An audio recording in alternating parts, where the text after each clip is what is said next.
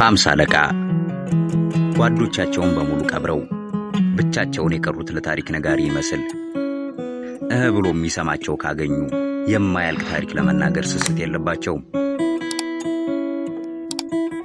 50 አለቃ በጠዋት ተነስተው መጠጥ የሚጠጡት ራሳቸውን ለመርሳት ቢሆንም አረቂ መጠጣት ከጀመሩ ግን ከልጅነት እስከ ዕውቀት ያደረጉትን ነገር ማጫወታቸው የዕለት ተዕለት ልምዳቸው ነው። እናም አንድ ቀን 50 አለቃ በጠዋት ተነስተው የቤታቸው በር ላይ የሚኖረውን የጎዳና ተዳዳሪ ይዘውት ወደ መጠጥ ቤት ገቡ። እኔም የሳቸውን የማያልቅ ታሪክ ለመስማትና ለመጻፍ ተከትያቸው ገባሁ። ልክ እንደገባሁ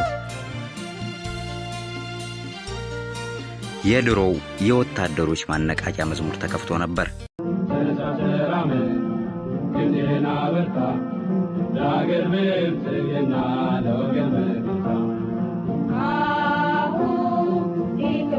ሃምሳ አለቃ የመጠጥ ቤት መሆኑን የረሱት ይመስል ወዲህ ወዲያ መወራጨትና ወታደራዊ ትርኢቶችን ማሳየታቸውን ጀምረዋል። 50 አለቃ መዝሙሩ እንዳለቀ ሁሌም የሚቀመጡባት መደገፊያ ያላት ወንበር ላይ ተቀምጠው ታሪካቸውን እያወሩ አረጫቸውን እየጠጡ ያለ ልብ የሚሸልት ሽለላ ተከፈተ። 50 አለቃ በሽለላው መካከል አይናቸውን ባያቀረረ ተመለከትኩኝ።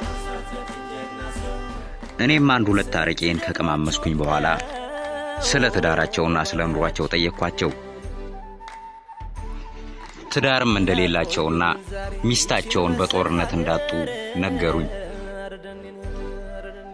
ለኔም የነገሩኝ ነገር ግራ ስላጋባኝ ጸጥ ብዬ ማሰብ ጀመርኩ። 50 አለቃም ወዲያው መንግስቱ ኃይለ ማርያም ኃይለኛ ነበሩ አሉ፣ ድምጻቸውን ለስለስ አድርገው። ፊታቸው ላይ ያደረሱባቸው ነገር እንዳለ ያስታውቃል። እኔም ነገሩን ማወቅ ፈልጌ ስለነበረ እንዲያው 50 አለቃ በእናንተ ጊዜም ኃይለኝነት ነበረ? መንግስቱ ኃይለ ማርያምስ ጥሩ ሰው አልነበሩ? እንዲያው ምን አድርገውት ነው አልኳቸው። ይሄ ጥያቄ ያስገረማቸው ይመስላል። ፈገግ ብለው ጥሩ ነበር፣ ጓዶቼን ጨረሳቸው እንጂ አሉኝ። እኔም ለወሬ በመቸኮል እየተቁነጠነጥኩኝ እንዴት ማለት አልኩም። እሳቸውም ከዓይናቸውም ባያቀረረ ነገሩን ለማስረዳት ቀና ብለው ወደ እኔ እያዩ ምን መሰለህ የኔ ልጅ፣ ከሀገር ቤት ወጥተን ወደ ወታደር ቤት ስንገባ 7 ነበርን። 3ቱ ለውጊያ ሄደው ሞቱ።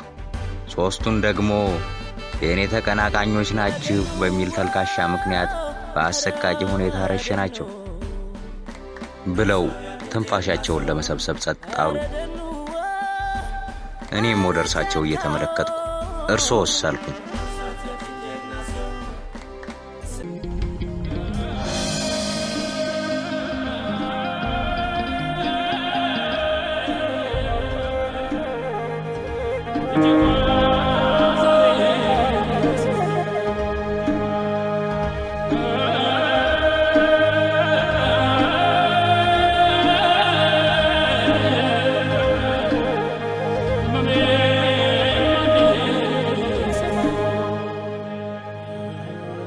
እኔንም መፈጠሬን እስክጠላ ወንድነቴ እስኪከዳኝ ካሰቃየኝ በኋላ ሞቷል ብሎ ነው አውጥቶ የጣለኝ።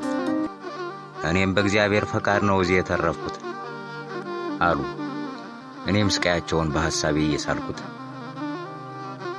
7 ሆኖ ዘምቶ 1 ሆኖ መመለስ፣ ረሃብ፣ ግርፋቱ፣ ጓዶቹን ማጣቱ፣ ልጅነትን ማጣት፣ ባመኑት መከዳት፣ ጓዶቹን ለማዳን 50 አለቃ ልፋት፣ እንዴት ነው ስቃዩ፣ የቁስሎቹ ብዛት፣ የሞት አፈር መቅመስ፣ የደርግ ግርፋት፣ ቀይ ሽብር፣ ነጭ ሽብር፣ 2 የጸረ ግዛት እንዴት ነው ብዬ በእጄ ያስኩት ዲያሪ ላይ በሐሳቤ የመጣችውን ግጥም ጻፍኩኝና ቀና ስል 50 አለቃ ምን እየጻፍክ ነው አሉ። ከእርሶ ታሪክ ተነስቼ ግጥም ጻፍኩኝ አልኳቸው። እሳቸውም የኔ ታሪክ በወረቀት የሚጻፍ አይደለም በህይወት ሸራ እንጂ። በል እስኪ እንስማው አሉኝ። እኔም ከመቀመጫዬ ተነስቼ ግጥሙን አነበብኩኝ።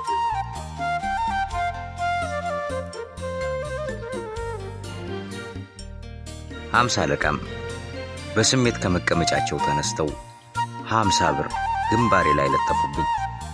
ሁሉም ከመቀመጫው ተነስተው በተከፈተው ሽለላ ተመስጠው ወዲህ ወዲያ እየተወራጩ መፈከር ጀመሩ።